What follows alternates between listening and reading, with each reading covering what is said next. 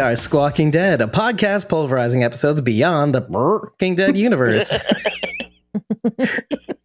I'm your host, David Cameo, and I'm joined by Cosmom09, Rachel Burt, Sharon D, aka Blazy Gardner, and Bridget, ko-fi.com/Punky Brewster. That's PUNKYBRUISETR. And we're here to talk about the series premiere of The Walking Dead, The Ones Who Live. We did react to it a couple nights ago. We live streamed that discussion on YouTube and all streaming channels, as well as last night's live stream, which is, who doesn't matter, because who knows when this is going to come out. But yes, and then the very next night after that reaction live stream, we also did a live reaction of The Walking Dead, The Ones Who Live Q&A, filmed at the 92nd Street Y, moderated by Dalton Ross, and featuring Denai Guerrera, Andrew Lincoln, and Scott Gimple, which was kind of cool. And I'm also editing that up. Very rough edit, so it's not crazy. And hopefully that'll be available shortly. When this week's materials are all finalized, they're all going to be included in the blog, so you have them all in one place. And I'm also going to be stitching the featurette that we did last week into the reaction podcast. So it's kind of like a nice little opener that takes us into the reaction discussion. Featuring, by the way, our friend Thomas O'Mara at Celtic TSO on all the social medias. So that was a nice little bonus for us. We don't have too much housekeeping, but you know what? Since we created the logo for our The Ones Who Squawk, we're definitely going to be including that in our merch store. And I was very surprised at how well it was received, the logo. I didn't tell Mainly people, by me. Yes, first by you, because you're like my yardstick. You're very critical and I love it. I need it. It sounds so mean. Like I'm just like, no, Dave, back to the drawing board. But completely unprompted by the likes of Fan Art Lindy and David Carranza. And I'm like, I didn't ask them to comment on it. They just did. I'm not a very creative person, but I'm getting better at this thing. Very clever. If you see it now, It's there clever. it is. Tell him. Thank you. Thank you very much.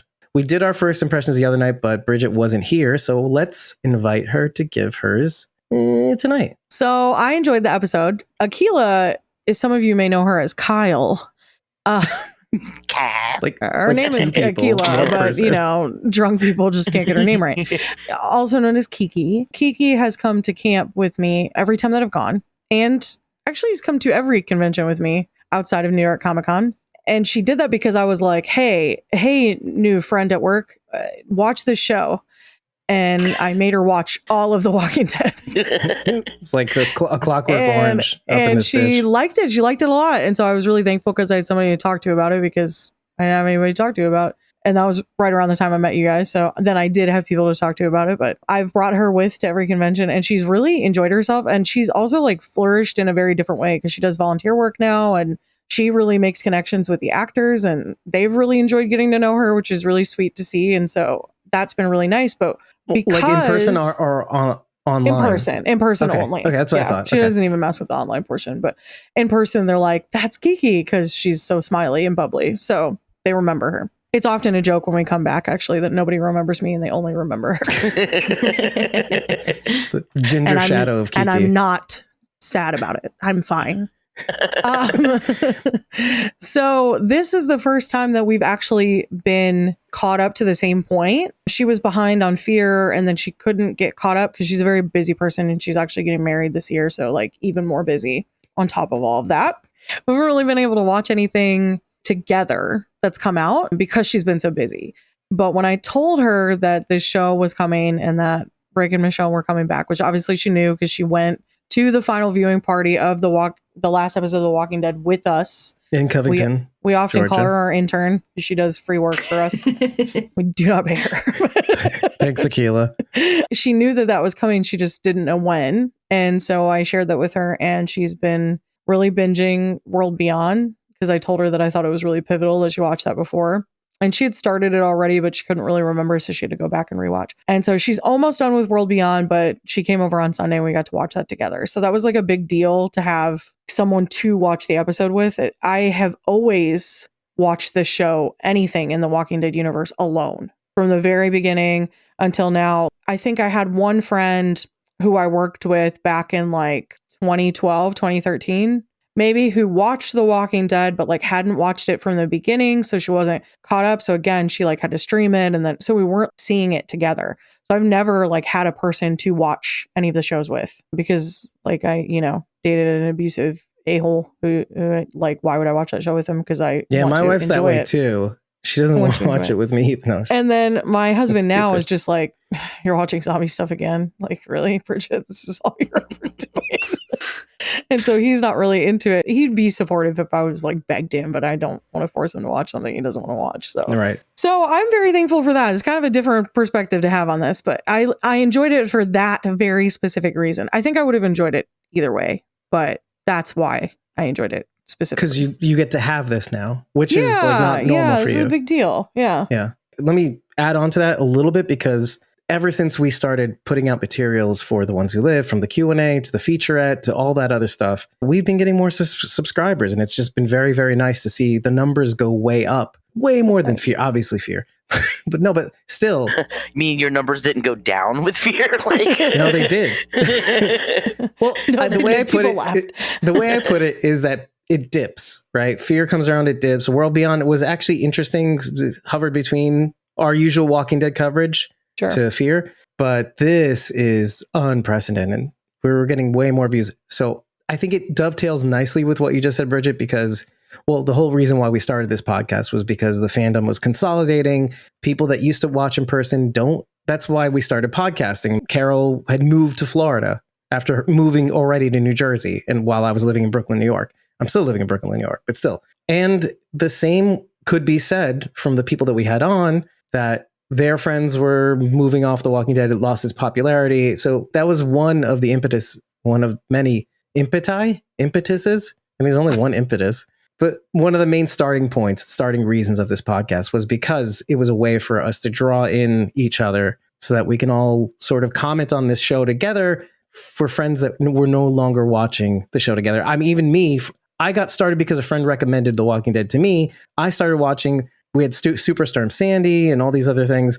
So there were moments where I could watch the show together with somebody in the beginning. Obviously, we went our separate ways and stuff like that. And then on top of the fact that the podcasts in the sector of the Walking Dead universe weren't that great. I'm just going to put it that way. I was listening to it and I'm like, oh, here's another thing I hate about this show. Isn't it great? So I was like, why don't we just make a podcast where we can still be critical, have fun, and maybe talk about why it's so good rather than why it sucks? Because that's every podcast ever. Like 80% of the podcasts are why things suck. So another reason to start a podcast, to bring us together over something that we love and why we love it and all the details of why we should. Well, I just shared how that's so sweet that I get to watch it with somebody, and we literally just got approved for screeners, so that's like no longer applicable. Wait, what was the thing? You'd said something very specific. I forgot. We're making it. What did you say? We made it. We finally made it. Yeah, she's gonna say that throughout the episode. I also tonight. said no. I said it before when we got the cease and desist.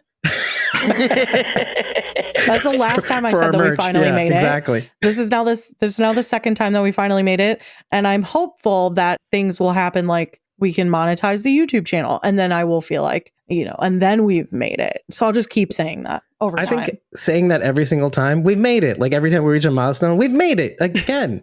So I think that's pertinent. We just made a thing. Cool. Well, your story notwithstanding, or maybe in addition to your story, obviously watching the show with Akilah in real time live, your first impressions of the episodes together. What were your feelings about it?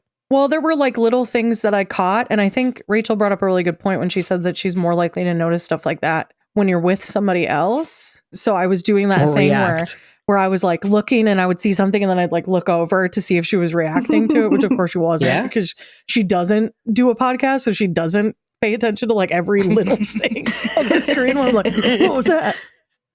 That looked an awful lot like the art of peace. Anyway, so we'll get to it. We might not. We already mentioned it the other night.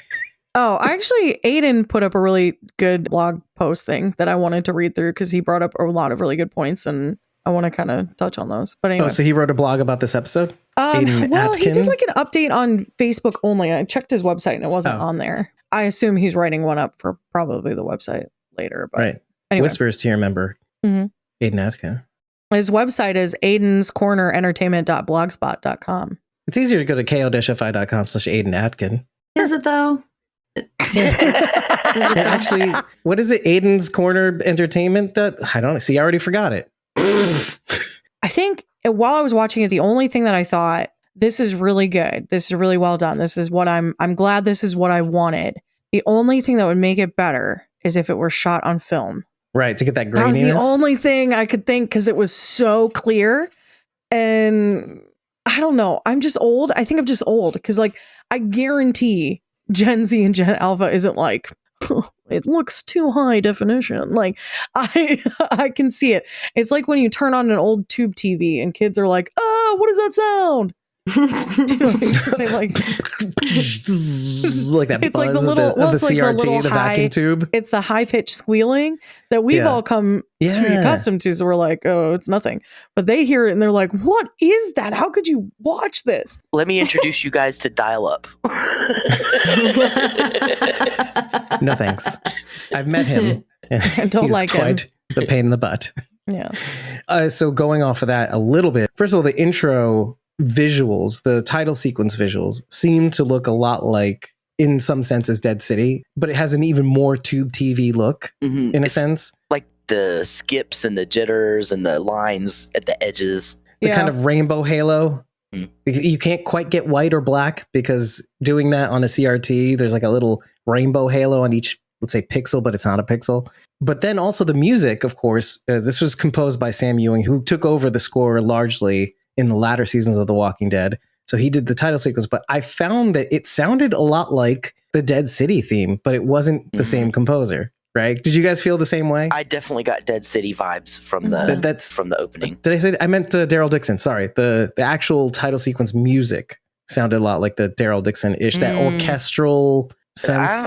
I got more of a Dead City vibe from it. Yeah. Honestly, it's just kind of the vibe of the new, it's like the new phase. Yeah. Like you said, the Daryl Dixon music is orchestral, and I feel like that's a little different than Dead City and Rick, the Rick show. They have they have more of a harder edge, and it did have like a steady bass line. Daryl Dixon was very orchestral. Who, by the way, the guy who orchestrated the title sequence for Daryl Dixon is actually a guy from Brooklyn. I just looked up because I wanted to see who did it. Yeah, I forgot his name is David something or other. It's not me, I promise. It's not me, but it's not David Cameo. Orchestri is his name. Yeah, that's right. It's not right at all. Of course, now I have to update the blog to correct myself. Shame. Shane.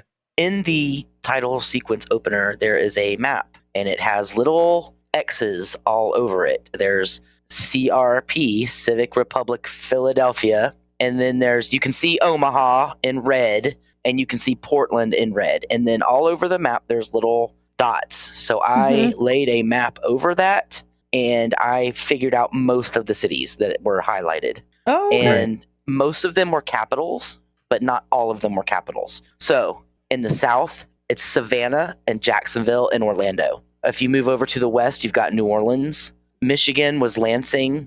We had Montgomery, Alabama, Minneapolis, Des Moines, Oklahoma City, Dallas, Austin, Seattle, Helene, Montana, Salt Lake City, Sacramento, LA, Portland, Maine, and it was Rochester and Buffalo. I couldn't quite figure which one it was supposed to be, if it was supposed to be Rochester or Buffalo. Well, they're very far away from, they're on the map. They're where's in the map. Yeah, it was really hard to tell. They're pretty far away from each other, though. But I found it interesting that Savannah was on there because that's where Fear was filmed, at least. Well, I think they'd said it. But yeah, they said it there too.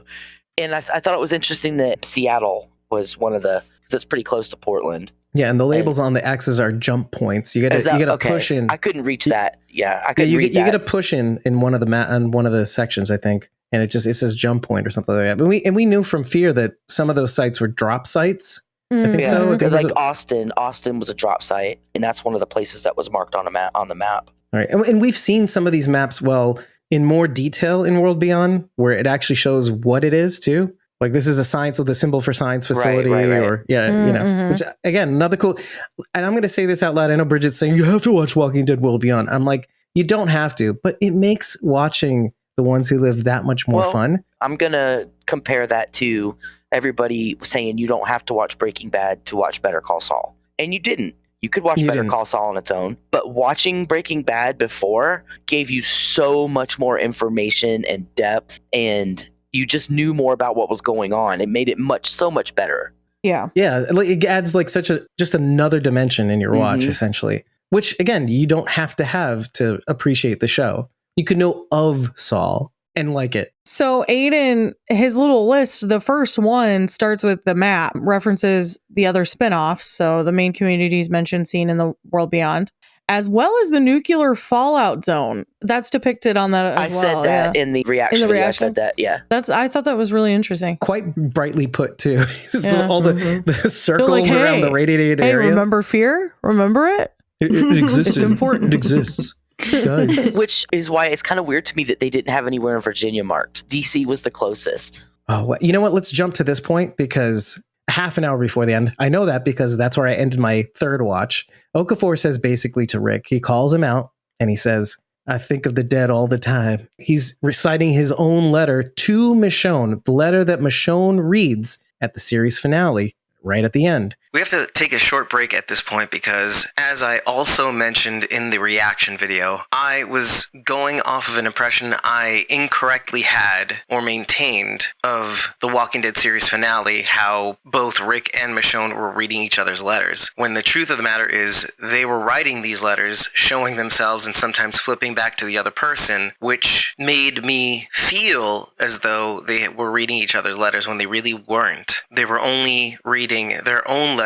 This was actually brightly pointed out by one of the comments to our reaction video made by @TNation96, which reads, Michonne wasn't reading Rick's letter, she was writing her own to her kids, and that's what's his face only left Rick Boots, and the phone with the drawing on it, what's his face, is Virgil, which we actually mention a little later on. I think it's important to mention these things because it's not only important to correct the record, leaving these things in shows you that we're not experts. We're just people who love watching a thing and are fairly intelligent, but even intelligent people make mistakes. So without further ado, I mention it because he also mentions something to the effect of, and I remember I just wrote this down too, he alludes to the fact that he knows about their community in essence, because there's not a lot of people named Michonne. And if I looked right about where we picked you up, I said that in the live stream, they have to know about Alexandria. I think they know there's other communities out there. It's just that, is it even worth their attention? They're small potatoes.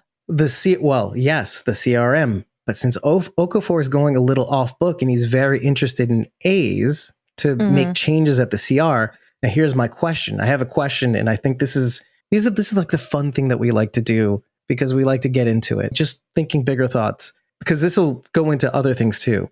Is there somebody from his elite team or whatever? Is this just Thorne and him and Rick? Or has he embedded maybe one or maybe more persons in those communities? Because with all the hubbub of the Commonwealth, that during that entire period of time, that year, essentially, where they meshed and some people were in Alexandria, some people in the Commonwealth and all that stuff. And then they took over Alexandria. It was Outpost 22, right? Could one of the CRM soldiers, people, elite forces, spies, could they have embedded themselves in any of the communities to find out more information? Outpost 22 hasn't happened yet. Well, right. But either eventually, before, during, what do you guys think of that idea? Because if he knows that much, what does that mean? I get the feeling that Okafor has pretty much been with them since the beginning, right? Because instead of bombing Philadelphia, he went with the CRM. He bombed LA himself. And Atlanta. Did he also say something about New York City? No, not in the bombing. I thought there was a third one. Okay, fine. He said the third one was where he was going, and then and that was Philadelphia. Gotcha. But one thing I noticed was he said that he had bombed Philadelphia, the 4,000 Marines at the Lincoln Everfield or whatever. That is where he took them to tell them what he wanted to do. That was a football stadium that had been destroyed. Lincoln Everbank Field. That makes sense because of those underground tunnels. Those tunnels would be the stadium like grid work system. Yeah, okay, I'm understanding what you're saying. Okay, because you're saying he took both Rick and Thorne to talk about his plan. Right, where he had dropped the bombs in the stadium. Okay, that's cool.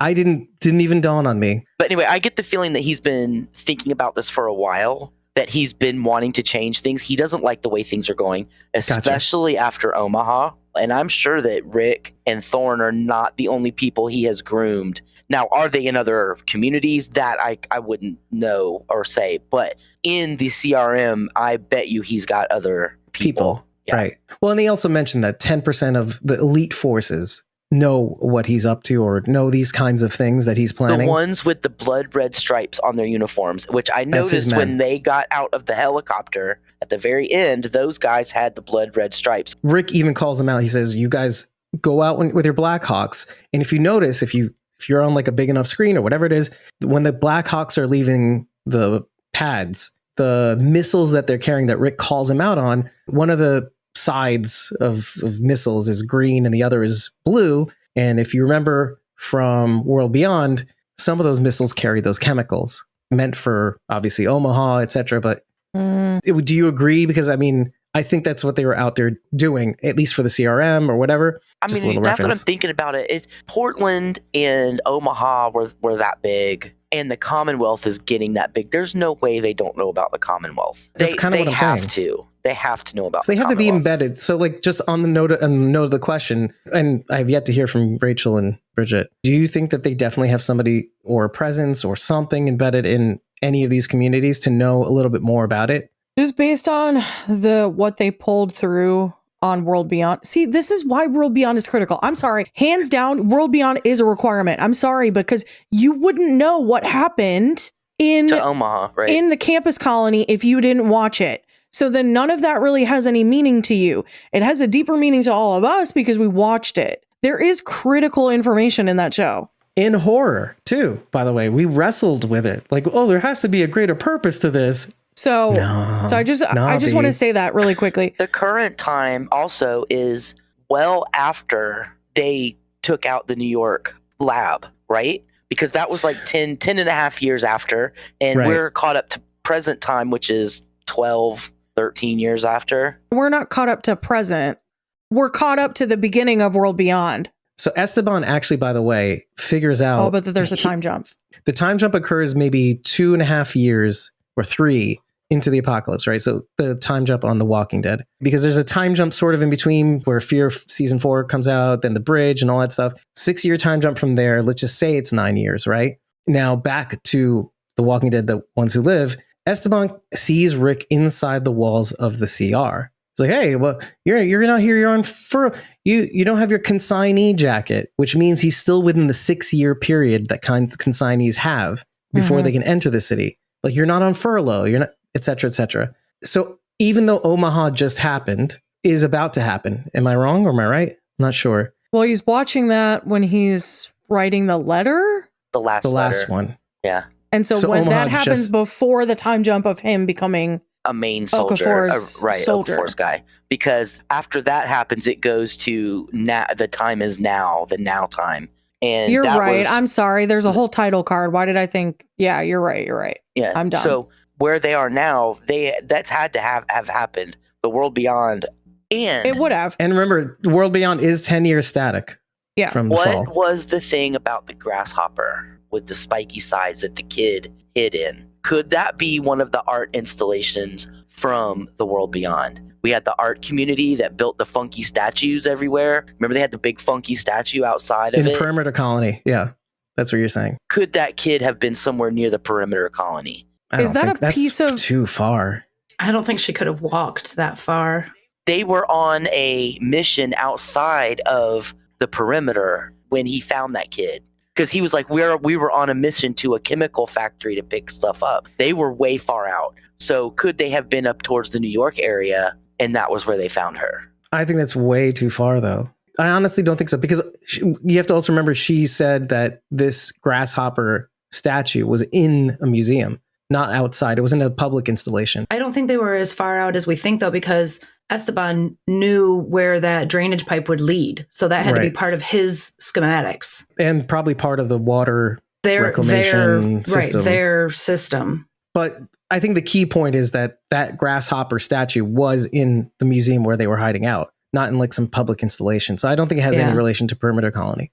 Plus, the distance is really far. Those installations in upstate New York, it's easily 4 or 5 hours away. Before we get too far away from it, there were 2 separate news reports, right? There was a news report about what happened in Omaha, and then there was a separate news report about what happened in New York. Because they specifically said hundreds of people were inside of a building and then something happened inside the building. And we know that it was the kids blowing up the floor to That was get within underneath. Omaha. So what they were reporting on was entirely on Omaha. They said 2 forces entering Omaha. The column, which we find out, they didn't say column, but I was thinking, say column. The humongous, gigantic horde entered in from 2 points. Yes. Now, the remaining people that survived before they didn't survive, they said they had reconnaissance of people entering a building to survive the blast. Yeah. But it was like a few hundred people. They weren't talking about the labs in New York. Okay. No. Okay. That when I heard that, I thought that's what they were talking about, was when they blew up the lab in New York. Right. No, that was Omaha. That was still Omaha. Yeah. Which is scary. Okay. I found a giant grasshopper sculpture in a museum, and it's in Boston. Boston? Huh. I don't know. I still think it's a stretch. There's also one in Salem, Oregon, but I don't think they went that far for sure. Right. I'll put it in the blog. Boston Science Museum. All right, let's file it away. We might come back again. One of the things I was thinking about the turbines, remember in Fear and I think another show. Anyway, we were talking about like round, how things go around and around. Like cycles. Right, cycles. Well, isn't that pretty much what the wind turbines are? Rick is stuck in the same circle over and over and over again. Loop. And that's why he's sitting there watching the turbines just go around and around. Well, He's him stuck in trying to do the same thing over and over Right. again in cycles, like every year he tries to escape. But include it in that. And I want to bring this up because the one thing you do see throughout this episode is red light. When Rick and them are in the fields trying to clear the burning dead in the initial sequence. Well, not the intro sequence, so that was him in front of the TV. But in the field, and he cuts off his hand, which we talked about. It's really cool, blah, blah, blah, whatever. The thing that you see first is obviously the red lights, the floodlights that come on. I'm like, okay, that's not very effective, but still it's to make a point. I'll get to it in a second. Then it's the red light on the soldiers' uniforms, the red stripes on the uniforms, burning red. I looked it up because even though it was kind of dumb to look it up, like, oh, what does red light mean or red eyes mean or something like that? One of the things that came up as a theme, a narrative theme, is that red lights indicate usually that you're recording or that you're being watched. Red eyes means malevolence, essentially, related to rage or vengeance. But the whole you're being watched thing triggered me because something that we said in the second season of World Beyond was sort of in the middle, and then it gets on later on, and it's a theme that kept repeating. One thing that the CRM loves to do that I suddenly realized they're doing in this episode is that when they see that you're doing something wrong, they don't stop you. They let you keep doing the thing to see how far you'll go. Until such a point where they kind of have to stop you. We see that in this episode. I wish I could bring up a specific handful of examples that I could bring from Walking Dead World Beyond, but I see that theme is coming back here on 2 fronts. They sort of watch Rick try to escape and then eventually stop him. Okafor has read the 3rd escape attempt letter that he threw on the boat. He goes after Michonne, and he lets the letter go. He lets Michonne have the letter. This is something I wanted to talk about again, because why does he do that? Well, because he's trying to reform things. He's trying to change the way things are. Michonne is yet another A who can think for herself, based on probably what the letter says and whatnot. But guess who's doing the same thing as Okafor and as most of the elites in CRM? Beale. He knew Rick would say no, even though he knows better. He's been watching. The theme of watching, the red dot, the eye, they're watching. Don't the windmills look like they're watching Rick? And he realizes they've been watching me the whole time. They've been reading my letters the whole time. They know everything. Well, we're led to believe that Kubelik's apartment was bugged. Right. Why would they have bugged everything? Yeah. Yeah. So that's the thing. They let that happen. They let everything happen because all it is, they want to get all the info on all the people that are doing wrong. How you gain knowledge. Yeah, exactly. They're thinking people are going to do this anyway because people can't help themselves from trying to be free or free from authority, especially in a world like this. The Walking Dead universe allows you to be the person who meant to be. But they know that. So they're like, okay, you know what? Let's let them run around their gerbil cage. Let's see how far they get. It's a good idea from a power standpoint, because if you just watch them, observe them, you know what's going to happen. So you can, like you said, they are gerbils. So they'll let them get so far, and then they can find out all these different ways that people are trying to escape, trying to get out, trying to do this, and then they can stop it before it even happens next time. And reinforce their measures, right? Absolutely. So, which we saw.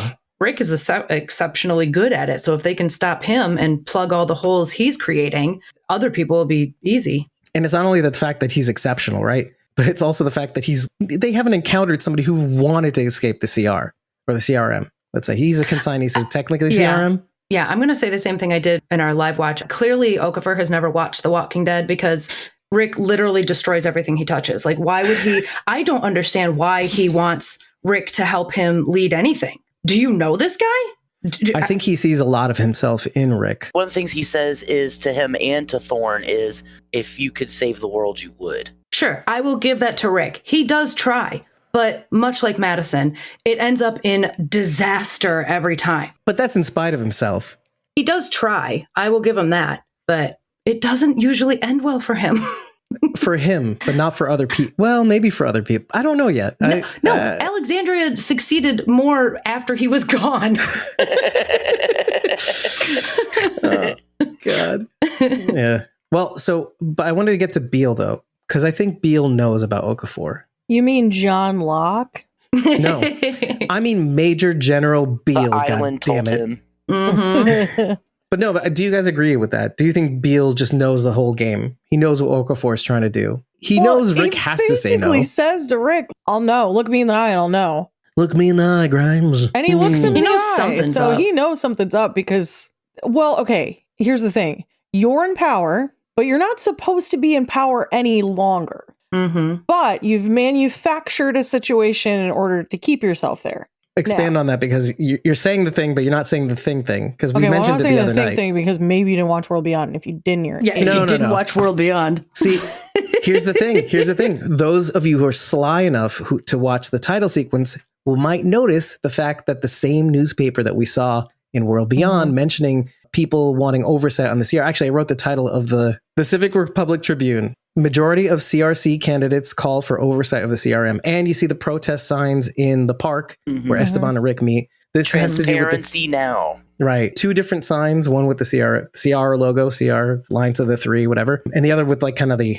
red stripes of the American flag or something. Anyway, so this is all about the 10-year plan that the Civic Republic worked out with the Civic Republic military, that the military would take over governance for the first 10 years until it finally hands off the government to the people, the CR. Well, and people are starting to get antsy because it feels like that's not happening. This is what Bridget's mentioning right now. So you manufacture a situation like Omaha, campus colony, and then you go, hey, you're not ready to take over. People are against us. Look, one of our 3 branches is completely destroyed.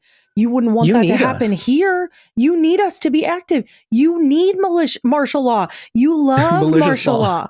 You love it. You love martial law. And so there are people in your upper echelon who know that you've manufactured this situation to maintain power because they had to be the ones to carry it out. I love that the press picks up on it and the military doesn't stop it. You can fault the CRM for a lot of things, but they're not like the Commonwealth who tried to squelch the press. And go after Connie. I was actually fearful when Esteban was like, I'm with a journalist. I was like, no. Right. No. And it's such but, right. We immediately thought the same thing. Oh, he's with Connie, which I wouldn't hate, by the way. Which I couldn't tell, but I mean, you only saw her from behind and it kind of looked like maybe it could have been Connie. Hold on a second. You see him get up from a picnic blanket, and so like in that vague area, you can like kind of assume. I did not catch that. I didn't either. Maybe I will have to include a screenshot. Maybe I'm a liar. You might be a liar. I think so. I only watched it once. Maybe I'm a liar. Hold on, I'm going to ask you a real question. If that woman sort of kind of looked like you from behind, would you be mad at it? Look, that wasn't me in that picture. At that random booth at the camp. But would you want it to be? It was before I even knew you. Because he's like a great this is what I was talking about, like about The Walking Dead, is like I love those little moments of humor that just break up some of the darkness, and it's just so I love this character. But we can agree, please don't die. I was just gonna say we can agree Esteban is gonna die. I don't want that to happen. I don't either, especially since he certainly did not give Rick any information. I don't either, and I will say this. I thought the same thing about Jerry, and he did not. Thank God. Especially Rachel was so worried. I was It so I was really going to thought happen, Jerry long. was but it I didn't. was honestly, from the time Jerry was introduced did. until the end of the series, I was constantly worried for Jerry's life. I'm 100% with I you. mean, we only, had said as only much the in good early die seasons. young, right? I It's totally like knew Jerry constantly. was gonna go. Oh, you're married now? You're happy? You have children? Yeah. You're dead. He's exactly the character that they would take away from us, and we would all You have be so much to lose. You're devastated. dying. Exactly. I don't know anybody. I don't know anyone who doesn't love Jerry. Like, that would rock the entire community. It'd be a second I was Glenn. Oh, man. Honestly. How many times? I think maybe that's why they didn't do that. They got Probably. it out of their system early on. Anyway, Probably. but looping back to Esteban, it's been sort of significant amount of time, significant enough to be like, oh, I haven't seen you in a while, sort of situation. Yeah. He's not deputy water manager. He's now senior level, right? Mhm. The first time he sees, he's talking about, we got air conditioning, man. No more swamp ass. And then you go to him in the park and he's like, you get the sense that either being involved with the journalist or knowing how things work to how he got to senior level water manager gives him a sense of like how things run. And maybe that it's not all that it's cracked up to be. That's the sense that I got. Maybe that's kind of why he helps him, I think. Well, maybe. he says flat out, I get it. That's He what I mean. tells Rick, because I get it isn't enough to go by, but you're like, I get what he's saying when he says I get it. Or he gets the fact that he's doing this for somebody that he loves, and now Esteban has someone that he loves. Mhm. And Exactly. If he were separated from this person, he would be trying just as hard to get back to them. Which makes That's sense. exactly It makes it. sense based Mhm. on the panel that we covered last night, the 92 why. Denite says this is an epic love story and that's what we're trying to tell. So Mhm. these little critical moments of like, I get it because now I'm in love just goes to further kind That of theme. point at that. Like, look, this is a love story. Mhm. One of the things that bothered me, though, how did Rick not figure out before that being a part of the CRM would give him more opportunities to escape? I can see it. You really see the light bulb go Right. off when Like, Esteban says that, and Well, you're no, like, when duh. Okafor says it to him, when Rick's not stupid. No, but And he that can really- be. He puts kind of blinders on sometimes. But when your whole goal is to escape and you're trying to find every possible avenue to escape, why wouldn't you think that having a role where you have more freedom would give you the opportunity to escape, where you go out further afield and you're not just on the outskirts? I could see if he'd only been there a couple of months or whatever, but he's been there for 6 years. How has he not figured this out? Yeah, that is long. I could see it going on even for the first couple years. The rage, the anger, the desperation outweighing anything else. But yeah, you're right. 6 years is a long time. when he has that conversation with Esteban, though, at that point, I don't. Well, no, The because first one or the second one? the first conversation he has Okay. when Esteban and he's like, today's my last day, I'm going over there. That's when he gives Rick the idea. He's like, you would have more freedom to try and escape while you're out there. And then you literally see You the see light the light bulb bulb go go off over Rick's head. Well, it's also staged by Okafor's conversation, which is an entry point I want to get into at some point to kind of really dig into Okafor. Yeah. But Okafor says, you think that being a consignee and staying on the, instead of working on getting towards the inside is your way of getting out? It's not. You think being on the outside will get you that much closer to escaping? No. Why would you say that? If not for the fact that maybe he's saying sort of slyly, and I'll get to why, that your only way out is through getting in. And Rick's, he's at this point, he's like, I just cut off my hand. I'm very frustrated and angry. And he's like, you think you're my friend? No, get out of here, Okafor. You're a dirty idiot. So then he talks to Esteban, and that's why he staged the conversation so the lights can go on when he speaks to Esteban, a guy he likes, right? Mhm. Okafor's that dummy. Like, why do you keep following me? You're my friend in high places. Get off of me. Anyway, but why I want to talk about this is because, again, one of the things that we said in the reaction video, I said, was that Okafor to me seems like the character that just sticks with me because he believes in Rick so hardcore, believes in this idea that he has of reforming the CRM so hardcore. That specific idea, to spell it out, is that, and to kind of call Sharondy out and saying, you're right, A's think for themselves, A's are leaders, A's are people that other people follow, so they gotta go. Well, he wants to change that. He wants to get people from the outside, Okafor, because they have this experience. So that some of these people that have lived so long aren't completely awful, and they might have valuable leadership experience that they can bring in, because these are people who probably want to save the world because they've worked so hard to save whatever community they're in, whatever. So these A's could be valuable at the CRM to reform it. Because he says specifically, and this is something we've heard in The Walking Dead World Beyond, in the first season even. What does Huck say? Well, you got to be the monster to kill monsters, right? You got to do bad to do good. That's what I was going to say earlier with your question that you asked me. Is there people planted in other communities? They did it with Huck, so they probably did it with other people. I was going to bring that up, but then we got off. Thank you. Perfect. And by the way, both Lieutenant Colonel Kublik and Okafor, they're both lieutenant colonels too. So they're in that echelon. Do you know what happens when you kill all the people who were leaders instead of bringing them into your army? Fold. You get the dipshits that you had in Fear Season 7 that get blown up by a cannonball. She just can't stop. Seriously. It. Like, for real, you get what kind of army are you going to have if you kill all the intelligent, self-thinking people off? And what doesn't make any sense is they're not even following that logic, Sharondy. They brought in Jadis. Jadis was leading a community. She invented a theatrical language in order to further bond them together. And you're telling me she's supposed to be a bee?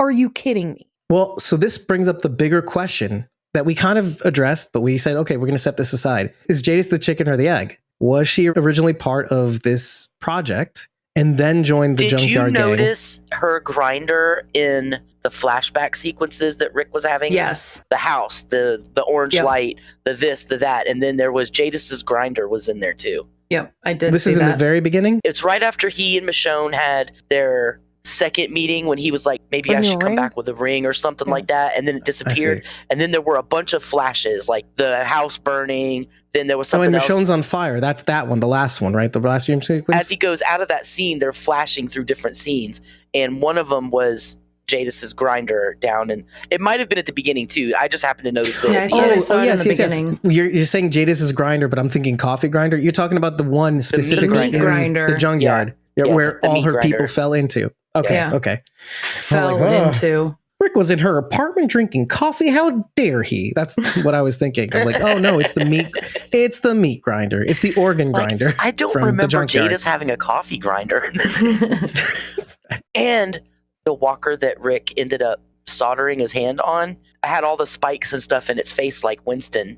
Right, Winslow. Winslow, sorry. Yeah. Which, by the way, I wrote that down in my notes. I said, oh, but they're at a farm. It could be a pitchfork. So I was like, yeah, maybe sticking out of its head.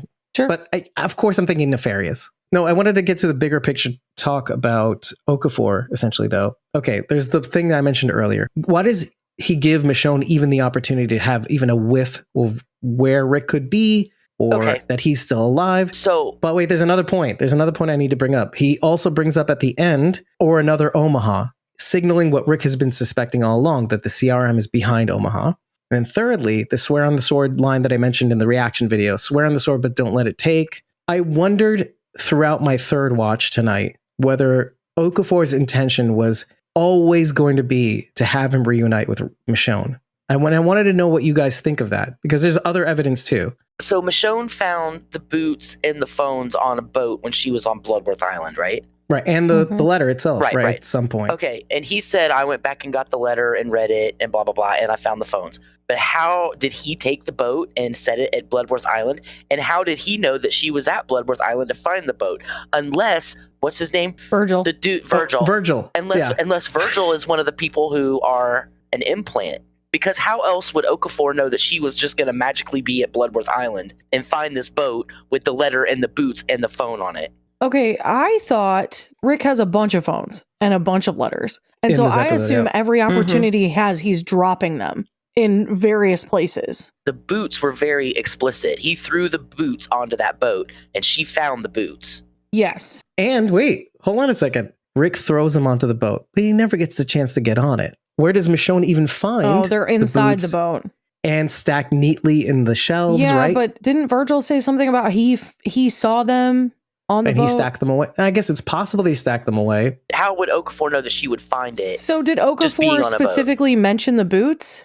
Am I just not remembering that? I don't remember if he did or not, but we specifically saw the boots get thrown on the boat. Yes, but is Okafor specifically referring to that letter, or is he referring to a different letter? He said, I found the letter that I went back to Rat Island where I picked you up, and I went and found the letter that you threw into the water, and I picked it up and read it. Right. It's the same letter that Michonne reads at the series finale. So he went and found the letter, and I guess whatever was on the boat or whatever. But how did the boat get to Bloodworth Island, and how did they know she would find it at Bloodworth So Island? here's the thing. That's interesting. I don't think he did. I think he left it to chance. I'm fine with that. I just love the fact that he read the letter, put it back in the bottle, threw it out into the ocean for her to find. Because you have to remember that the letter was obviously not included with the boots and the iPhone. She gets the iPhone with her and Judith and the boots, but the letter comes much later on in her travels, which we might actually even see, by the way. So we might actually get to that point where she finds the letter. If he was still in Philadelphia when he got picked up, then there is a water route that goes from the river that runs through Philadelphia to Bloodworth Island. So the boat could have floated there. Sure. But, of course. Yeah, sure. Right. But if he was just doing it for chance, that's a pretty... Okay. That's Interesting chance. Okay. That's pretty... Yeah. Bear with me a moment here, because this is what I thought happened. So the shoes and the phone go onto the boat. Okay. That's what she finds on the boat. The letter is separate. Mm-hmm. Who's to say that he didn't write many copies of the same letter and put them in many different bottles? Okay.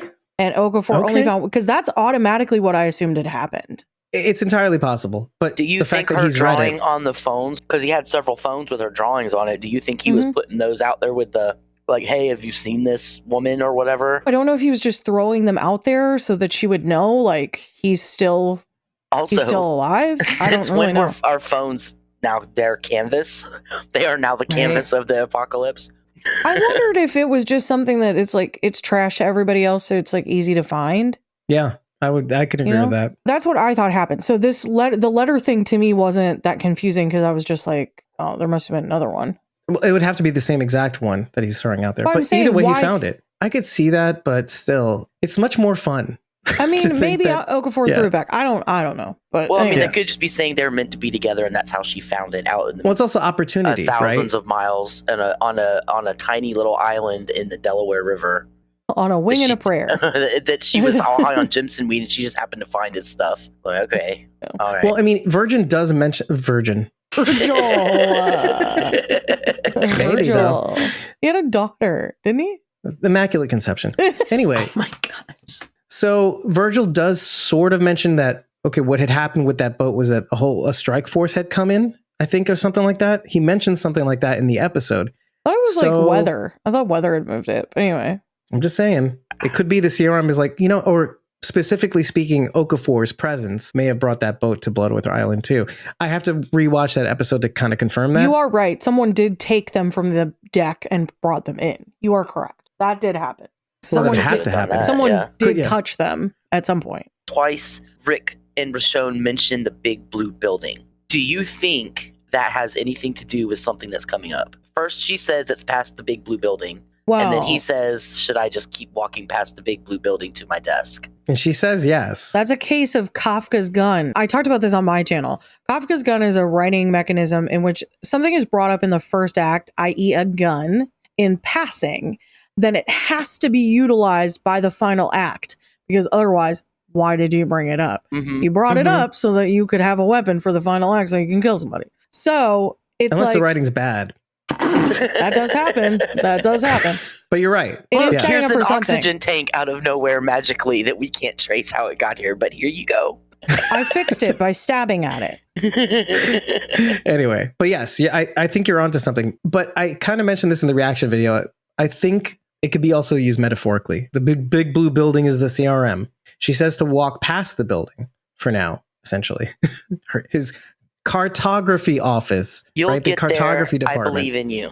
Exactly. And there might not be his office. There could be, you'll get into the big blue building. It could be a bunch of things. Yeah, I never took it as a literal building. Yeah. I think it was more of a metaphor. And we know that the color blue has come up over and over and over and over throughout Oh, this Rachel. entire season Mhm. or I didn't series. write that. This I entire didn't even write series. that. And I'm the one who ranted on and on about that in season 8 of The Walking Dead. The paint means innocence or something. Yeah, blue is like Victims. hope. That was what they were Right. painting the walkers with when they yeah. were tracking the walkers in the world beyond. They were putting blue paint on them. Or was it Was it I thought it was red orange. paint? Orange I thought it was paint. orange. Orange So it paint. was blue. Yeah. Dr. Balthazar, what was his name? Dr. Bath. It was blue, and I remember this because the doors, they were painting the doors blue, putting blue X's on the doors in fear at the beginning. and that's how Okay. I remembered that they were putting blue paint on the I just walkers. watched that episode. Oh, I'm thinking World That's Beyond. why. World Beyond, they were marking You know with what? orange. I forget the I'm doctor's talking name. about World Beyond. Yeah. You and I were both in the World Beyond that's what I was universe, talking and she was in fear. Huck and Felix were spray painting them blue. Yes. but Yes, that's what I Elton was meant. right. Not, but Elton was painting them orange. Yeah, But Yeah, what's his name again? It starts with a B though. it does. But Dr. Baphomet. Balthazar. That's not it. No, it's not any of those. Dr. Baphomet. Baphomet. Yeah, he's like a demon. it's He's right. He's Stop a goat saying guy. it. He's a goat guy. Ooh, stop summoning them. I know. It's like I summon thee, Beetle- Baphomet. it's- Dr. No! Beetlejuice. Bannerman. Oh, that's what Dr. you would Bannon. say, by the way. You said, "Oh, it's Dr. Bannerman." I'm like, "No, Rachel, it's not Bannon. Dr. Bannerman." It is a B. Anyway, it doesn't I'll bring matter. it up in the blog. I'll look for it in our blog. But anyway, when I heard him say big blue building, I thought, okay, it's a metaphor, and the color blue we've seen over and over and over again. Like, you just need to get past this obstacle to get to where you're going. You know, now that you say that, by the way, I thought the big blue building was the CRM or the CR or whatever it is. But when you say the blue paint, the reference, Jadis, whatever it is, the handprints that Carl and Judith. The blue wing on Daryl's vest. Oh, We've seen jacket blue from Judith, right? We've seen blue come up throughout the series. By the way, and that's a Gimple thing. Just so everybody's clear, it's a Gimple thing. Oh, it means something. Simon stepping in the blue paint, tracking. Anyway, so you saying that actually makes me think a bigger thing, because I thought CRM, but I'm thinking now, what if the big blue building is saving the world? Because you'll get there. I believe in you. You're going past it. Okay, we're going to go past saving the world. It's not going to work. But eventually, and Okafor says something hauntingly similar. He's like, listen, you're going to get to that point. You're going to find that point. And when you do, I know you're going to make the right decision. And Michonne sort of says the same thing in the dreamish sequences, right? So it's kind of like, I believe in you. You'll get there. I want to bring up another item from Aiden's list. Michonne tells Rick that she believes in him, which echoes something Rosita said in the first half of season 8. I believe in Rick Grimes. The world's going to need Rick Grimes. Well, that's the thing. That sentiment has been echoed through many seasons. When you guys were talking a little while ago about to become what you were meant to be, that is something that Martha said several times throughout in Fear season 4. Yeah. She wanted Morgan to become what he was meant to be. Like, that rung my bell. As soon as they said it, I was like, wait a minute. Dirty The Martha? dark version. You sound like Dirty Martha. The filthy woman. So while we're talking about A's, B's, they call them delts. So we have alphas, betas, and deltas. So what is the C? You have A's, B's, and D's. What is the C? Well, I assumed that Delta was because you're going by the military alphabet, and D for dead would be Delta. That's where I assume that came from. Do you think that's their name for the dead? Delts? That's what they called them. They mentioned it a couple times, Really, and I was like, what are they talking struggled. about? I wrote You're delts, right. question That's mark? what Beale refers. Okay, sorry. Yeah. You're right. So I thought that was just simply the militaristic, whatever it's called. Well, I mean, that's one another thing, name for walkers. but It's another name for I walkers. mean, I That's what I'm get that's saying. the military designation, but still, you have an A and a B, and then you have a D. That leads me to believe that somewhere in there's a C, and we're going to find out what that is. So maybe C's are just the random people still existing out there, Commonwealth, not part of anything but their own little thing. Well, that's what I thought the Delta actually meant, because they lived in the Delta. I don't know why I thought that. And here's the thing. I thought it was an actual person. So when Beale was saying monstrous, like about Okafor Delta having Burke. to... That's who it was talking about. Delta Burke. I wasn't thinking quite that, but I was thinking like kind of like racist. All sort of you thing. young people, just go look up Delta Burke and designing women, and it's going to change your life. It's not worth it. It's not worth it. It's worth it 1,000 times. She was also on an episode of Who's the Boss I just watched. Hey, that's Suzanne Sugarbaker. Oh, my stars. Suzanne Sugarbaker. Suzanne Sugarbaker. Rachel, do you know what this is? I got nothing. You don't know I Delta do Burke? know. Never I've watched seen- Designing Women. I've seen Designing Women, and then I turned it off because I was a boy. It's not for me. Rachel, It's like you're a Southern woman. Golden Girls. I told you she's not. Yeah, That's not right. Southern Golden Girls. Does anyone die? Well, if it makes you That's feel the clip. better, a lot of them are dead now. Yeah. No. Sorry. The story about Rick's dad is very much like the story about John's dad. How John's dad did the wrong thing for the right reason, just like Rick's dad did the wrong thing for the right reasons. Shut the up. True. I do love that story, and I love it even more that it came from Andrew Lincoln. He like was sort of ad-libbing the line in probably the writer's room or whatever he was doing, maybe even in the scene. That transcended not just that scene, but it also was in between the dream sequence. You saw frames of him looking down at the stairs and the burning and the exterior of his farm and the fire in the distance, etc. I just enjoyed it because you still know so little about these characters from the before time. You only know who they are now, which, yes, that's super gratifying. And that's why we all secretly wish that like a zombie apocalypse would happen so we could completely reinvent ourselves and be like the people we're meant to be or whatever. But it is nice to get this like little bit of information that you never had before that just really speaks a lot to the kind of family that Rick grew up in and who he is as a person, who he would have had to have been growing up. There's some givens then with that. Like if you know that he was a farmer's kid, he had to work hard. He would have had to do chores. His work ethic would have been probably pretty impeccable as a result. There's like these little pieces that you get.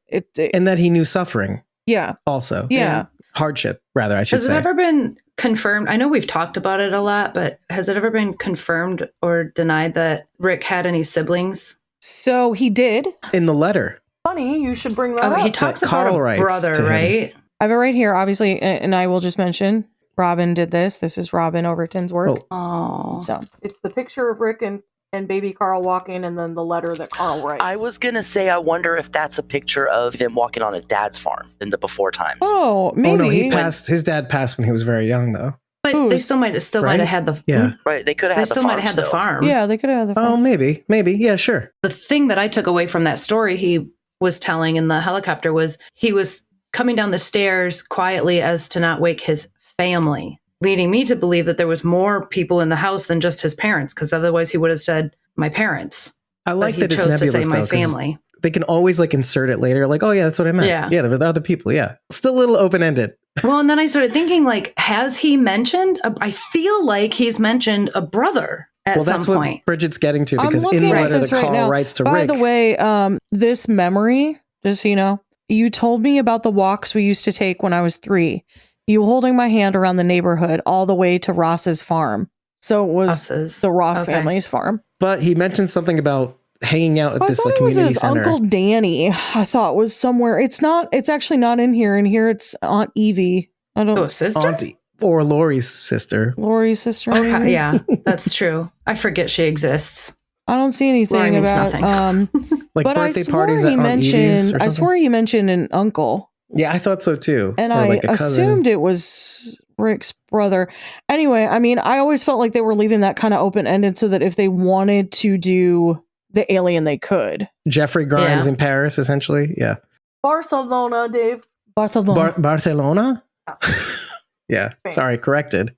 I always say France, though, because you know what? Because we talked a lot about it during the Daryl coverage, because there are some very reminiscent pieces. Maybe that's why it was lodged in my brain, because I knew we had talked about it, but I couldn't remember if it was ever Uncle like Danny, confirmed on the show ever. But that was what I noticed about the story. Well, I did want to go back to the question, though. So you've had some time to think about it. Do you think Okafor had meant for Rick, and because he mentions that 1 or maybe 2 people can save the world, essentially he says this during their training or something, when he's learning about the elite stuff and they're going back and forth between Thorne and learning the books and stuff like that and jogging and whatnot. He mentions that like 1 or 2 people can save the world, 1 or maybe 2 people, they'll end up doing the right thing when the moment comes. Okay, so he could be meaning Rick and Thorne, but he could also mean his whole modus operandi was to always get Rick and Michonne back together. I wondered about that, but I want to know what you guys think, because it feels like this character might live on a little further than we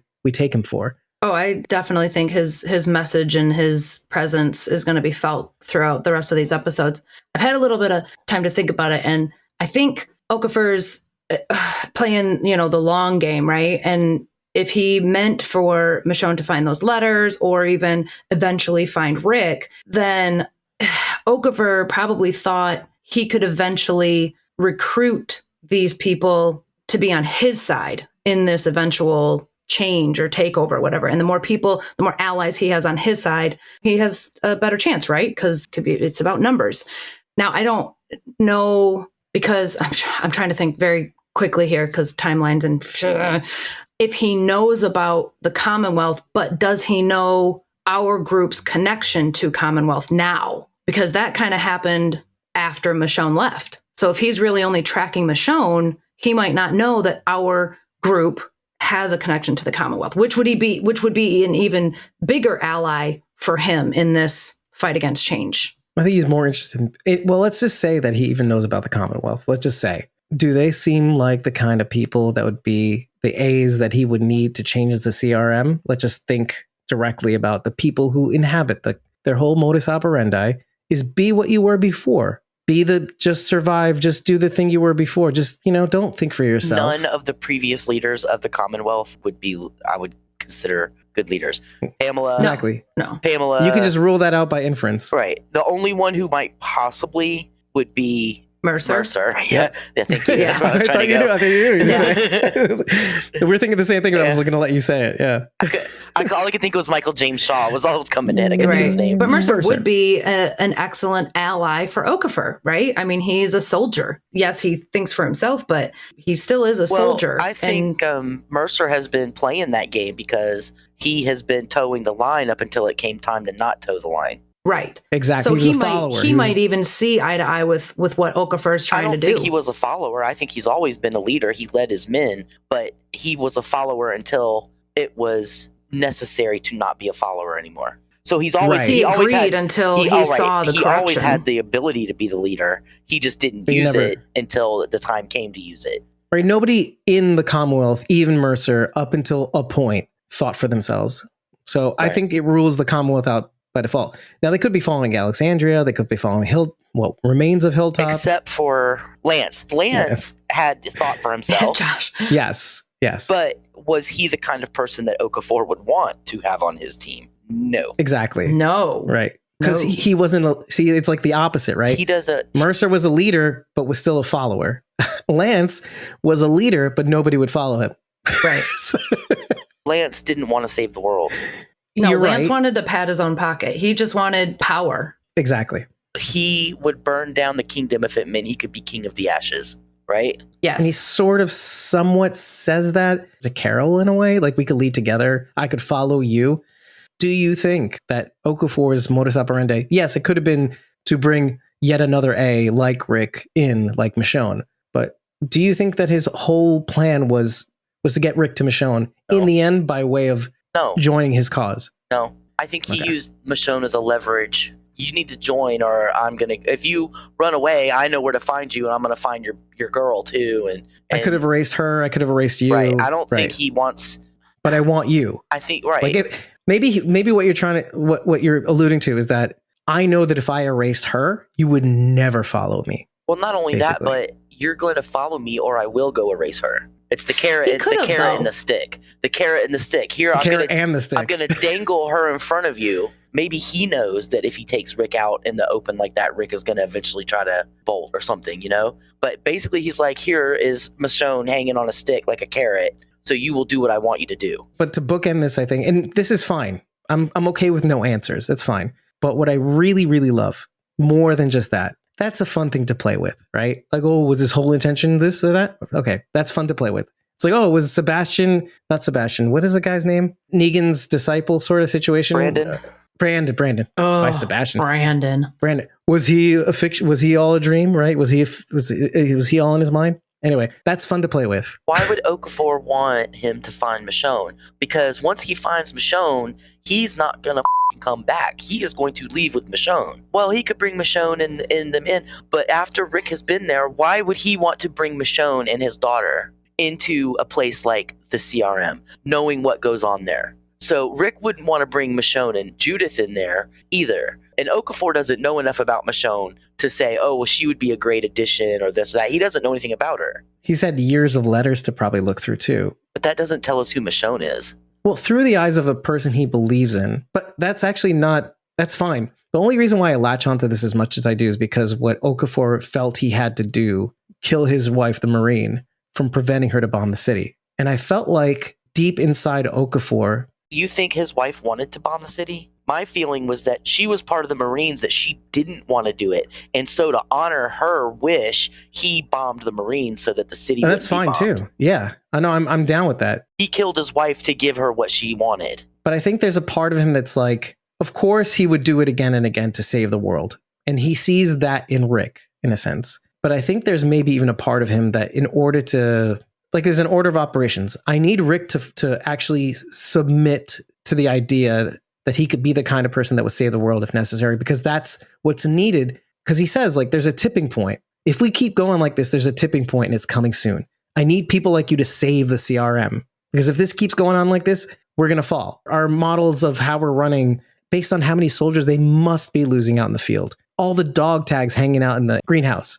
Because there's a lot. There's a startling amount of dog tags, right? He needs to submit and then he can reap the reward. And then it dovetails very nicely to what he says about how he had to kill his wife to save one city. And it happens to be the city, the Sierra, the one big city that's left that's hidden. So I feel like in the back of his mind, he's thinking, maybe I could reunite these two together. But I don't even really want to talk about that, actually. So Like, was she at the football field that he bombed? Yeah. Is that His how wife, he yeah. killed She her? was one of the 4,000 Marines that were at the Preparing. football stadium that he dropped the bomb on. Right. And we're sure of that? I think he's pretty sure of that. Yeah, because he says, I killed my wife. She didn't want them to take out the city, but she was going along with it anyway. And he had the option to bomb the city, and he decided not to. But he had to kill her to do it.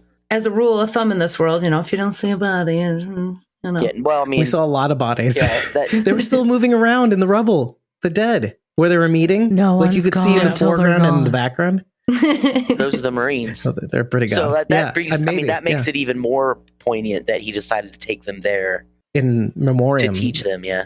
What is this for? Even it's sacrifice. Sacrifice is brought up a lot. He says this to Beale. He says, but so thank you for leading me there, because he says you already made the choice. The choice he's talking about is he meets with him in the green room when he talks about Millet during the day, and he says and Rick says, I'm all in, essentially. And he does the all in thing on poker or whatever with Thorne in some of the B-roll. Yeah. So he says, is this your choice? When he comes back at night and tries to kill Okafor, he says, you already made the choice. But what we're all thinking, I think maybe, is what he did at the bridge. You already sacrificed yourself to save your wife and child and all the people you love. You sacrificed your vision of the future, which is what the bridge was, to save people, to do the right thing. Make it count. Make it mean something. And it dovetails very nicely to what Thorne says earlier. They're not gone. We're gone. We made the choice. Yeah. I love the show. I love the show. It just, boop, boop, boop, dots connect. It's like we are the Walking Dead. They're not gone. We're gone. We made the sacrifice. But no one's gone until they're gone.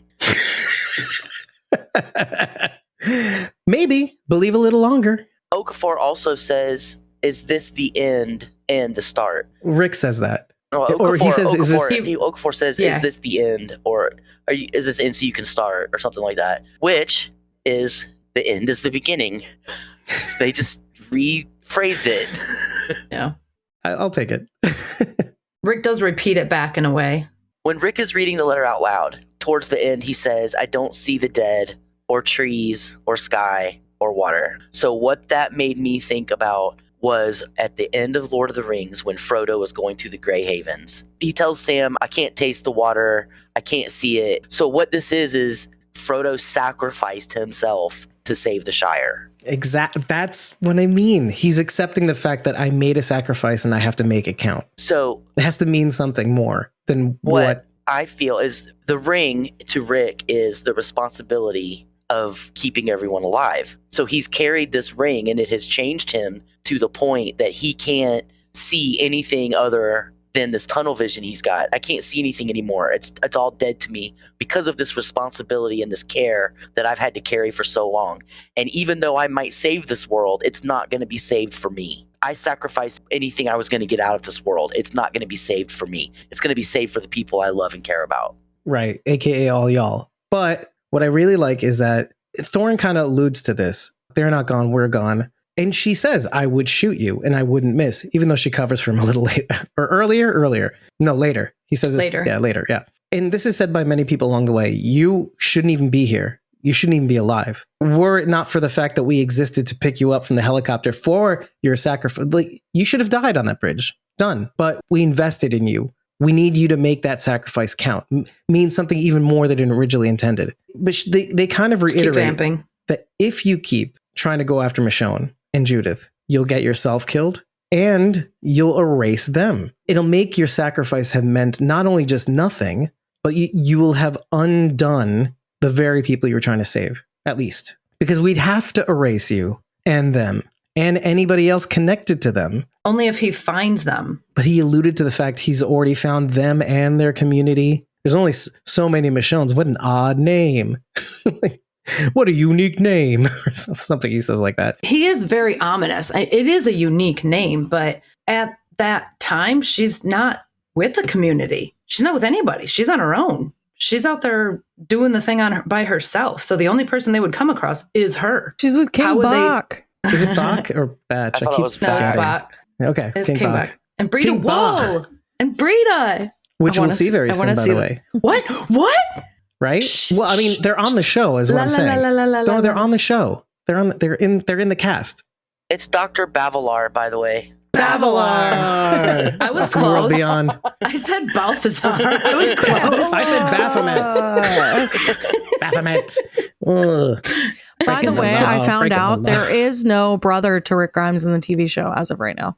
Okay. That's yeah. I have not mentioned him. So I don't just know something that why we've so distinctly. concocted. I assumed that it was that the name Danny even sticks out in my head as like that was the name of the uncle, but I don't know where that came from. I remember Mandela effect. Morgan talked about having a brother, but I don't remember him saying the brother's name. Yeah, right. So all Near we the know, end, is Aunt Evie.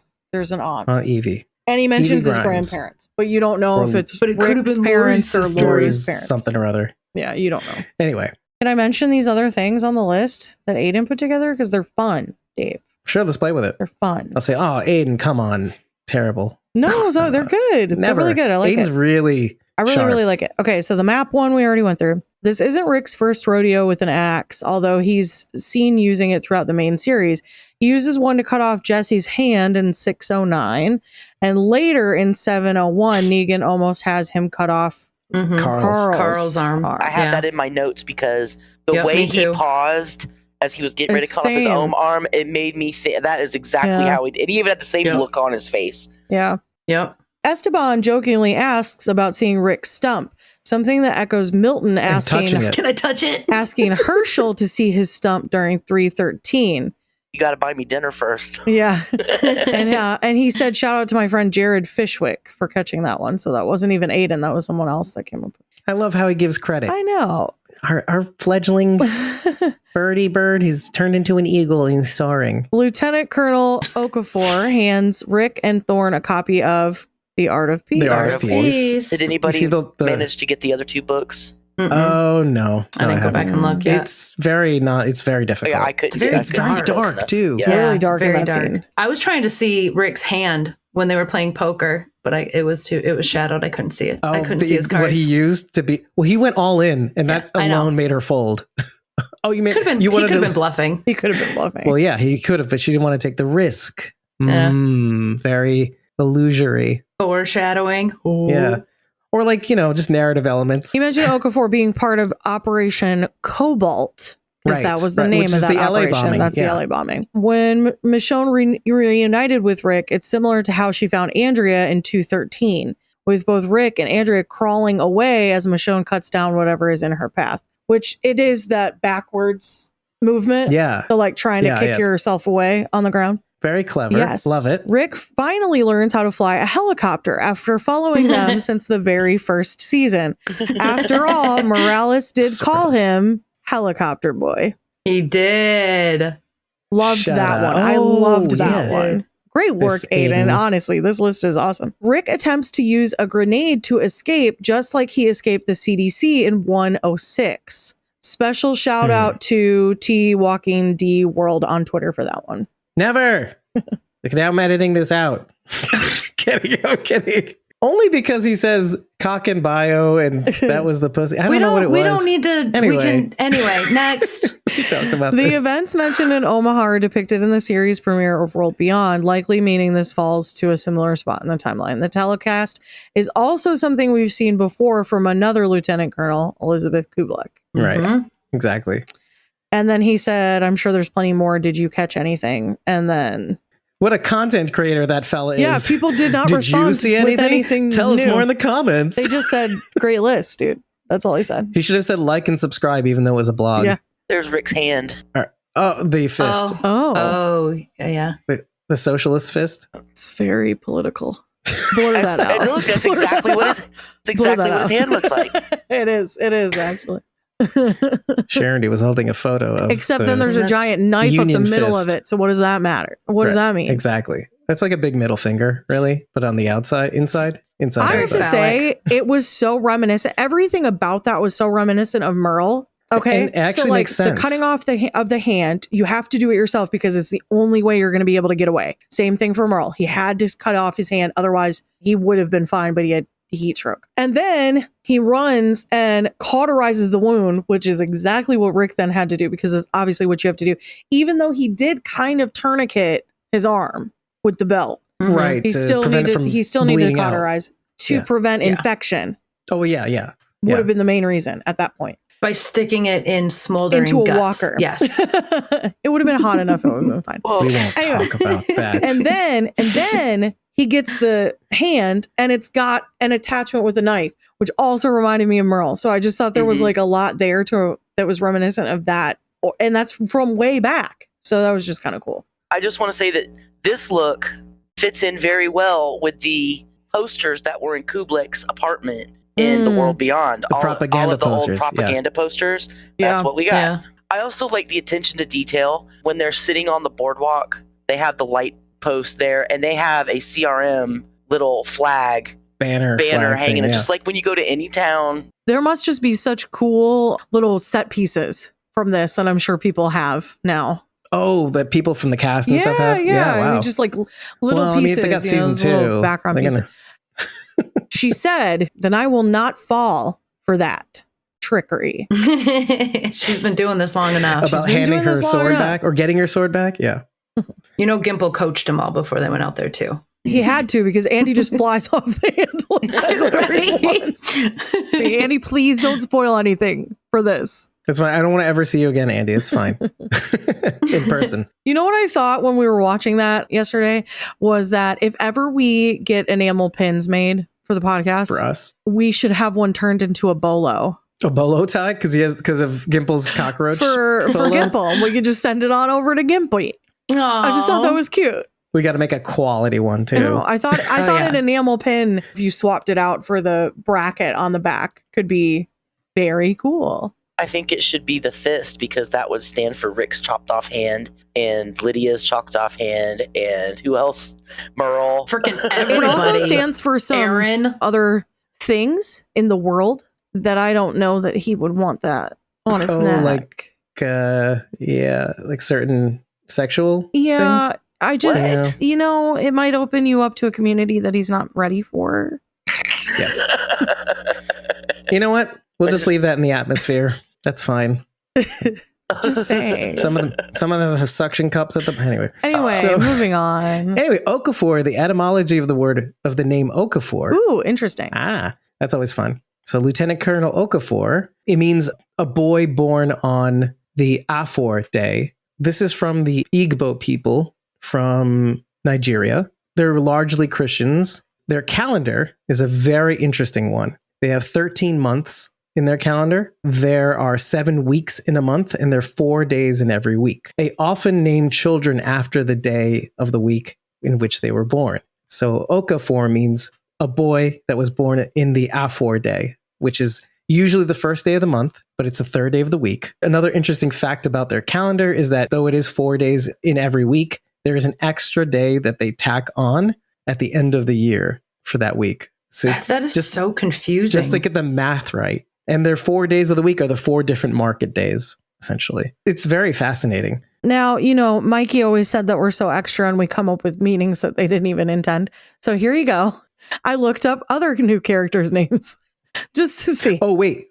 Just to One see. more thing. You mentioned Aikido earlier, right? They're learning about the art of peace. What are they Yes. doing when they're training? They're training in Aikido. They're doing the flips and all those things in training Thorn and Rick. Mhm. And it could be pre-war and post-war Aikido too, because pre-war is deadly, post-war is defense. So we've got two other characters real quick that I looked up. Pearl, Thorn is Thorn's first name, Pearl. Pearl, which means precious, whereas Thorn is literally the root Thorn. is sweet. It's Swedish and it's torn and it's a thorn bush. Oh, you took us on a journey with just that word. It's like sweet, precious angel So baby. you're saying sweet bush? No, that wasn't what I was No. saying at all. I think she's precious. It's kind of like Precious. Sour Patch Kids. Yeah. Like first they're I get sour, it. then they're sweet. Well, like a rose too, right? I mean, you get the sweet Well, smelling thorn bush or rose beautiful- bush. Right. Yeah. Exactly. Esteban is Esteban Garcia. Okay. And Esteban is actually a variation of Stephen, and it's derived from the Greek name Stephanos, meaning crown or garland. For kings. Yes. Well, he is the manager of He's the Water king, and Power Senior Lord. manager. King of water and He's power. the king of the water. and Garcia is a surname. The name actually originates from a Germanic name, Gerard, weirdly, meaning brave spear or hard spear. That's what So- she said. So we got the fist thing Yeah. that people should It No definitely seems not to be have. a real thing. No Anyway, wonder it his just- girlfriend is over there. It's almost like the king's spear, I guess would be like a Right. proper translation of that. You just keep Giggity. digging that hole with the hard spear. No, I'm not. You guys are dirty. Yes, Your yes, minds you are in are. the gutter. Yes, you I'm are. just saying the Filthy. words. By the way, we should note that Bridget just came back from Bible study too. So I did. just want to drop a pin in that I did. to enhance the funny. Well, we gotta corrupt the incorruptible, Baphomet. No. Sorry. Dr. Baphomet. Oh, I don't like that guy. I don't like that guy. What was his so name, much though? funny. Balthazar. Bavelar. Babylon. Oh, she Come did it on. again. Balthazar. Come on. No, she didn't say Bannerman. So it's progress. Inches. What was it? Braverman? Bannerman? What was Shut- it? You just- Bavelar. Bavelar. Bavelar. We just said Bavelar. it. I know. I forgot that quick. Bezoar. We're saying so now many you're just B making names. things up. No, I'm not. That's fine. Who knows what a Bezoar is? A Bezor? You mean? Is that how you say it? I know what a Bezor is. Yeah. Is that a Pokemon? No, No, it's a lump that forms in your stomach after undigested food. It's a Pokemon. It's a has magic. to be It's extracted a by magic surgery. It's not one of them stone. Pokemon. No, you It's read definitely Harry not a Potter. magic stone. Read Harry Potter. It's a magic No. stone taken out of a Bezors goat's are stomach. real. Yeah. It's gross. Ugh. But not a kidney stone. No. I mean, sort of, Like but a not. super It's in your kidney tummy. stone. It's in your tummy, tum. Like a stone in your stummy stone? stomach. Yeah, Stummy basically. A stummy Stone. stone. stone. It's a stummy stone. Oh my gosh. Uh-oh. You know what happened? We're dumber after Dumber dark. after guys.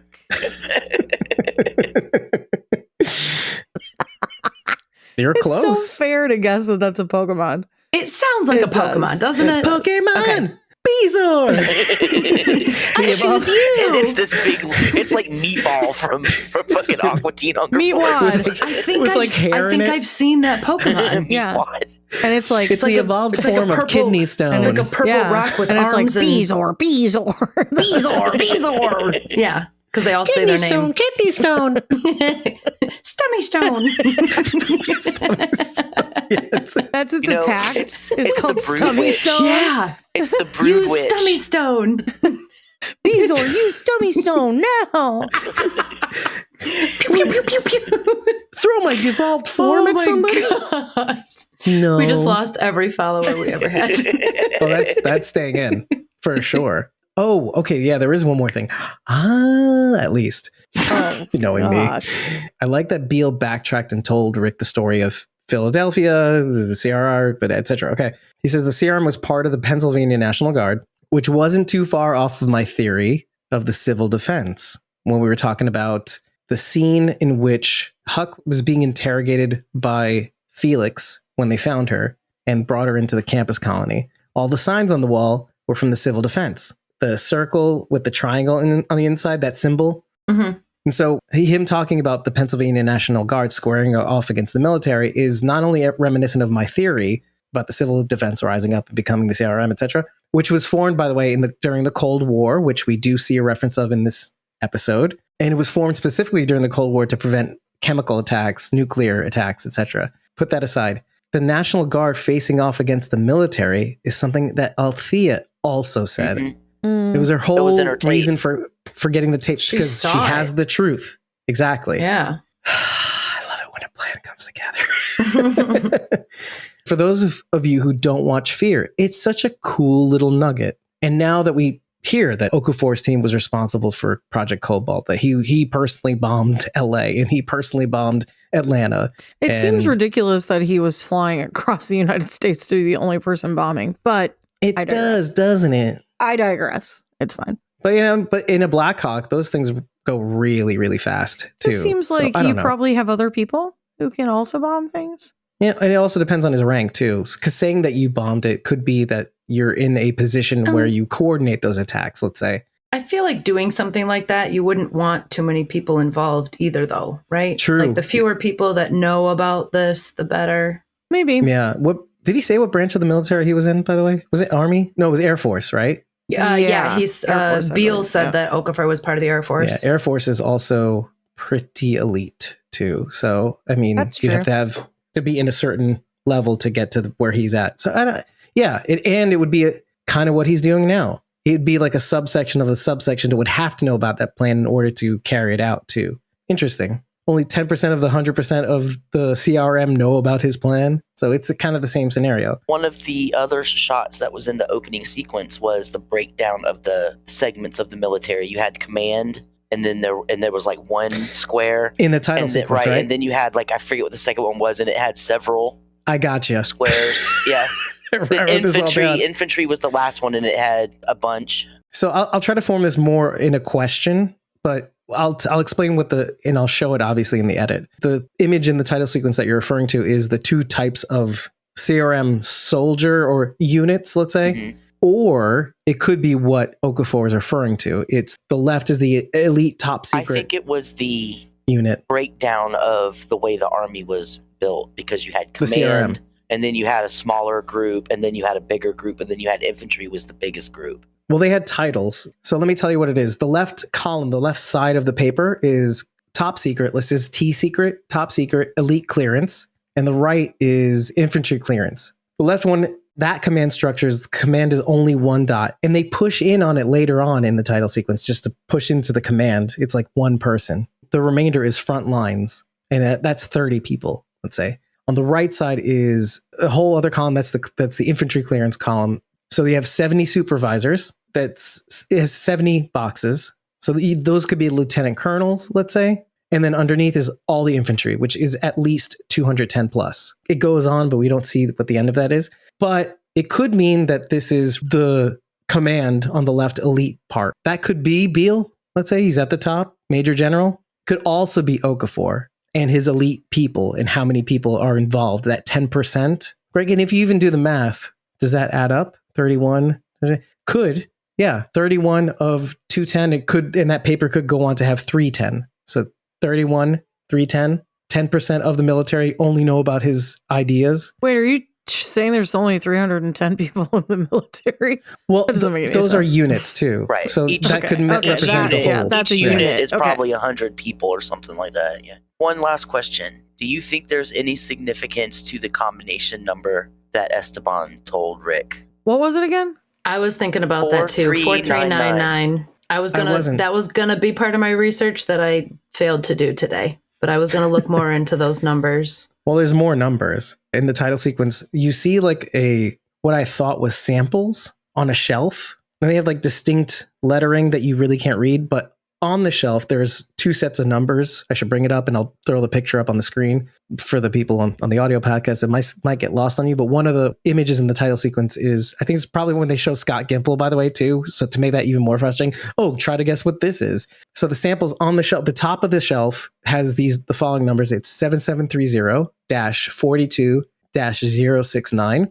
On the bottom part of the shelf, where the samples are or behind or whatever. It says lot pod -1-36X. Don't know what it means. There's no reason that I would think that we would ever be able to find it, but it's worth knowing. It looked like samples. It could be DVDs.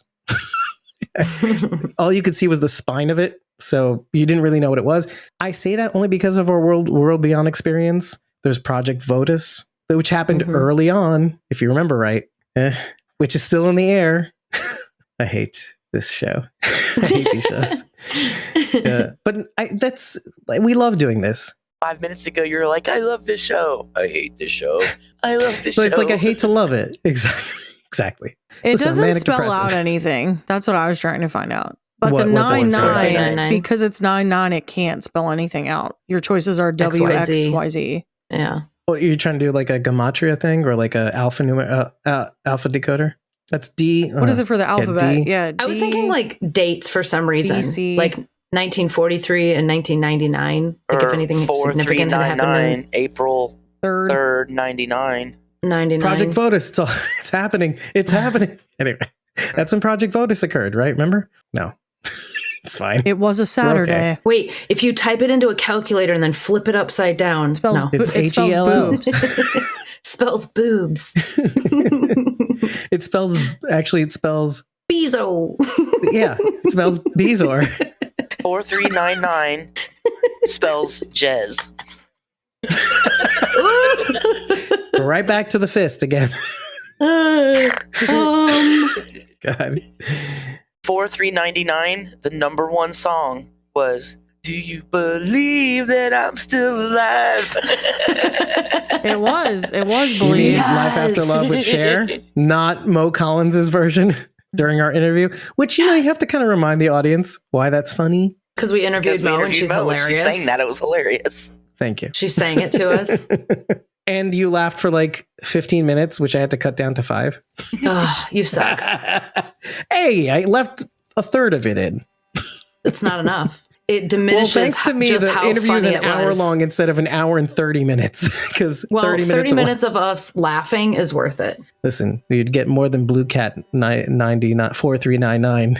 Wow, what if that was his thing, by the way? Blue Cat 4399. It's Scott Gimple. No, You laughed too loud. Scott Gimple's calling us out. Gimpy. What a jerk. Do you guys have any thoughts about why Okafor brings up millet? Because it's like sorghum. I was thinking the same thing. Okay. It's 4399 was the friends we made along the way. The whole time. It's the friends we made along the way. Dave did not get it. I'm not getting it. Dave did not get it. I did not get it. So anyway, Exactly. Thank you. millet, when I worked at a pet store, is what we would feed the birds. It came on like a string and we'd stick it in the bird cage and that's what it was like a treat. It was It's like chicken feed. bird snack. Now, I did look into that, and the only thing that I could figure out with millet is that it has a high amount of B vitamins and does contribute to longevity because of the tannins, I think is what they said. So essentially, if you can get it just right, okay, you'll have people that have energy and could live longer, etc. This is the idea of like a future. It's mostly found in cereal foods too. It has some negative side effects that I read. I just can't remember exactly what they were. Something about things staying in your system. It's not a widely used food for humans. Grain, right, Yeah. exactly. Whatever it is that is inside millet, even if you cook it off, it's still there. So I forget what it is exactly. I didn't want to look into it too. I just wanted to see if you thought there was anything to that. So you're saying the CRM are birds? Millet is just one letter off from mullet, which means Eugene is going to show up. Maybe that's where Professor T.S. Eliot. T.L. Ellis? Wait, T.S. T.S. T.S. Ellis? That's what I said, T.L. Ellis? Ellis. T. Brooks Ellis. Brooks Ellis. yeah. T. Brooks That's what it Ellis. T.S. Eliot. Hey, I got there. Listen, T.S. like Eliot. Frodo, it was a Oh, that was so long cute. and windy That was journey. so cute. Dave, not She's all a those who poetry wander are nerd. lost. But this is total side note, by the way, when we were in Saranac last week, we saw a shop that was titled There and Back Again. Oh, that's Mhm. cute. Isn't that cute? That was the name that Bilbo gave his book that he was writing book, after The right. Hobbit. I thought that was just kind of cute. I know, just a total side note since we're bringing it up so much in this episode. See, I think Okafor is Gandalf, and he's going to come back as Okafor. He can't come back as Okafor the White. Please cut that I was part gonna out. say he's coming back as the white. No, now that it's stated. I'm Okafor the... Okay, let's rewrite The this part. beige. Just, All I'm right. actually- Okafor the beige. the gray. The gray. Let's call that rock bottom. Actually, he's Okafor the Splat. Oh. So that would make Rest General in Beale peace, Okafor. the Balrog. No, he'd be Saruman, right? I don't know, whatever. The Maybe. eye, the all-seeing eye. That's Sauron. But real talk, what was your impression of Okafor? Do you think he was a bad guy? Or No, No. was I he even mostly a wrote noble good I guy? even wrote in my notes, Okafor equals good. Yeah, okay. It's right there in his name. Okay. Yeah, okay. Okay for M.A. Aquari. okay 4399. I'll look at... What does it mean? That's it. We're done. Anyway. We're done. Yeah, that's it. We're done. So shall I do it for the first time in a long time?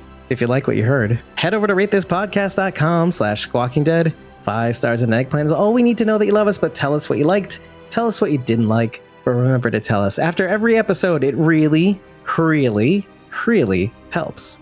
And if you Really? really like what we're doing and you want to join the fun, all you need to do is head over to either ko-fi.com/squawkingdead or patreon.com/squawkingdead.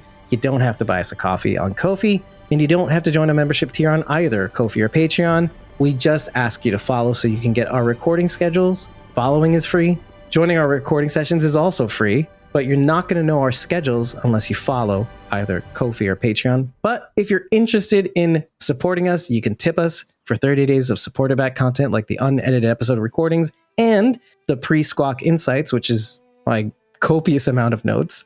Or you can join a membership tier for as little as $1 a month and get Discord access. Actually, I misspoke because today I just made it possible for those of you who tip us to join our Discord. You get the most basic of channels, but you get that much closer to us. You'll have permanent Discord access whenever you tip us as well. Obviously, if you're in the Walkers, Whisperers, or Survivors tiers, you'll have access to further channels. Like Whisperers will get channels that relate to our Jackbox games, so you'll know when we're recording, so you can join us on stream.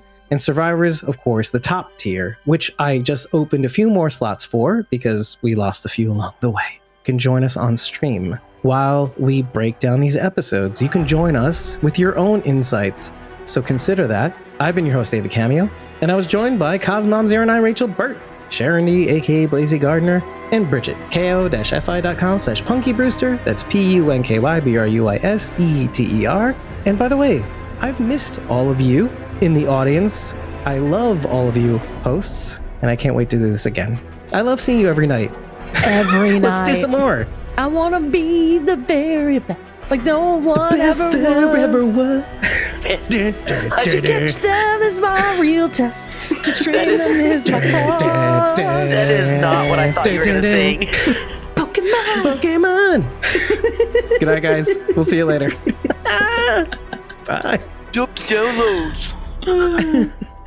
Thank you again for listening to another episode of Squawking Dead, which makes this the 3rd episode we've released in a week. And as we always do at the end of every episode, we like to thank both our Survivors and Whisperers tier members, without whom none of this would be possible. Starting with the Survivors tiers, we've got at RealRyanGM on X, and at ElizaJones71 on Instagram, or at JonesAJ6 on X. Moving on to the Whisperers tier, we've got at Judith.Morton on Instagram, Aiden Atkin, who you can reach at ko-fi.com/Aiden Atkin, at Sandy.D.Morrison, at Lois.Morton.54, and at Kim.Rowley1 on Facebook, at I Found Them Rick G on X, and to Kira, you can reach at ko-fi.com/Connie Dixon for life. That's Connie Dixon, the number 4 LYFE. We've got still a lot of content coming your way in this banger of a series that we're covering. I cannot wait to show you what we have planned in store for you. But until then, we are Squawking Dead.